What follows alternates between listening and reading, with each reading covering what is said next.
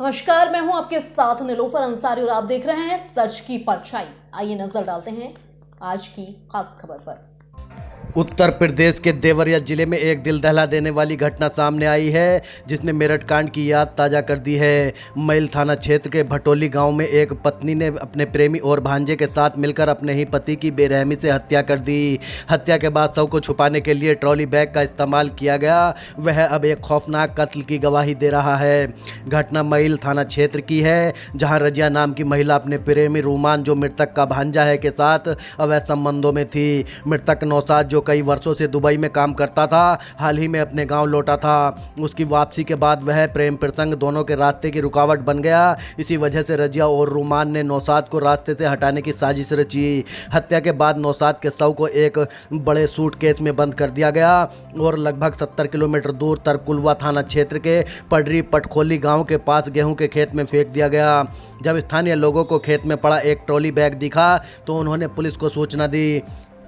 Tarkulwa police मौके पर पहुंची और जब बैग खोला गया तो अंदर का मंजर देखकर सब सन रह गए। उसमें नौशाद का शव मिला। पुलिस ने तुरंत जांच शुरू की और शक की सुई जैसे ही रजिया और रूमान की ओर घूमी तो जांच टीम तेजी से एक्टिव हुई। महज कुछ घंटों में पुलिस ने मामले का खुलासा कर दिया।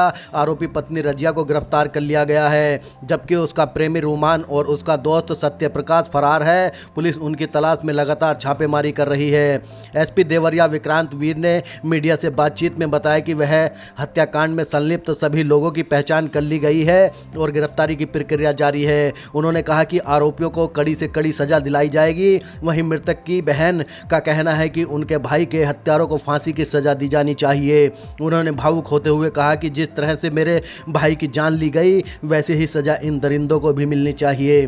फिलहाल देवरिया में इस वारदात के बाद दहशत का माहौल है। हर तरफ एक ही सवाल गूंज रहा है, क्या प्यार इतना अंधा होता है कि एक पत्नी अपने पति की जान ले ले? क्या एक इंसान की जान की कीमत इतनी सस्ती हो गई है? यह मामला न सिर्फ कानून व्यवस्था को चुनौती देता है, बल्कि समाज में रिश्तों की बदलती परिभाषा और गिरते नैतिक मूल्यों पर भी गंभीर सवाल खड़े करता है। कहाँ पे हत्या हुई, कहाँ बॉडी फेंकी गई थी, पुलिस कैसे इस हत्याकांड का खुलासा कर रही है? देखिए, जैसा कि आप लोग अवगत हैं, कल दिनांक 20 तारीख को लगभग 11 बजे हम लोगों को सूचना मिली थी कि थाना तरकुलवा में एक गांव है पकड़ी छापर पटखोली, वहां पे एक ट्रॉली बैग में एक अज्ञात शव मिला है।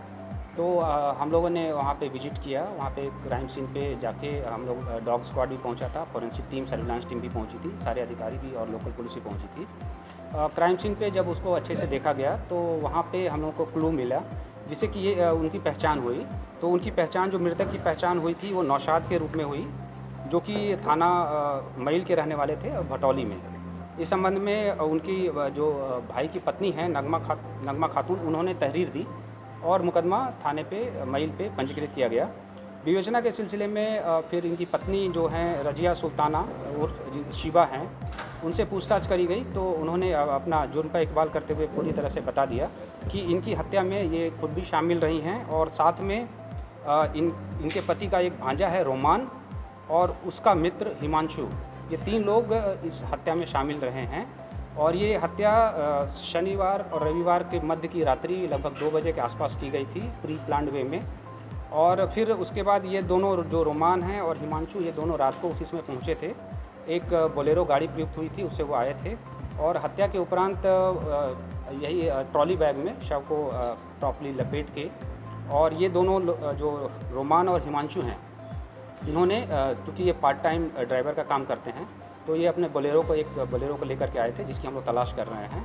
और उससे ये वहाँ से बॉडी को लेकर के चले और पुलिस को भरमाने की कारण प्लान बनाते हुए इन्होंने थाना तरकुलवा क्षेत्र में, जहाँ पे फर्स्ट टाइम हम लोग को बॉडी मिली थी, वहाँ इन्होंने इसको डिस्पोज कर दिया था। इसका पुलिस की टीम ने लगभग 6 घंटे में ही अनावरण कर दिया। और अभी जो इसमें मेन अभियुक्ता हैं रजिया सुल्ताना, जो डिसीज्ड हैं, मृतक की पत्नी ही हैं, वो पुलिस ने उनको गिरफ्तार कर लिया है। अन्य 2 अभियुक्त, जो मृतक का भांजा रोमान और उसका मित्र हिमांशु, ये हमारे वांछित है, जिनकी पुलिस तलाश कर रही है। हमारी सर्विलांस टीम और एसओजी टीम भी उसके लिए लगी हुई है, थाने की टीम भी लगी हुई है। जल्दी उन दोनों को भी हम लोग गिरफ्तार कर लेंगे।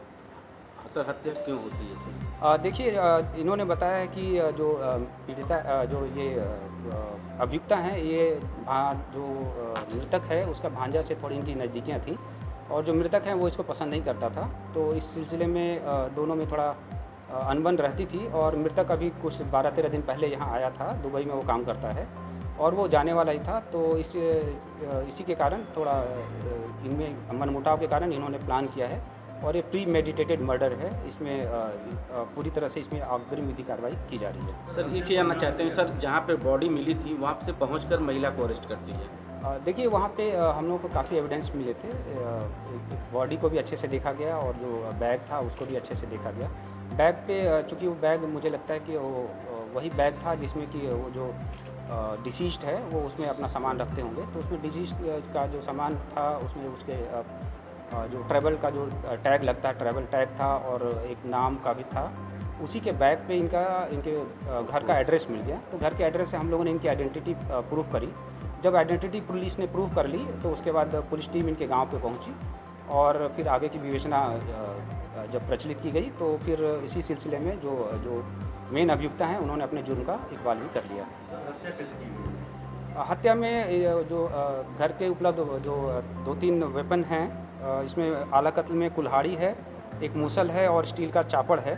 ये सब मेनली यूज किए गए थे। इन सबको properly as per Evidence Act बरामद कर लिया गया है और इसको अभी जो मेन अभियुक्ता हैं उनको हम लोग माननीय न्यायालय के समक्ष प्रस्तुत कर रहे हैं। ठीक है। फिलहाल के लिए इस खबर में इतना ही। देश और दुनिया से जुड़ी हर खबर देखने के लिए हमारे चैनल सच की परछाई को लाइक करें, सब्सक्राइब करें और हाँ, वीडियोस को शेयर करना ना भूलें। नमस्कार।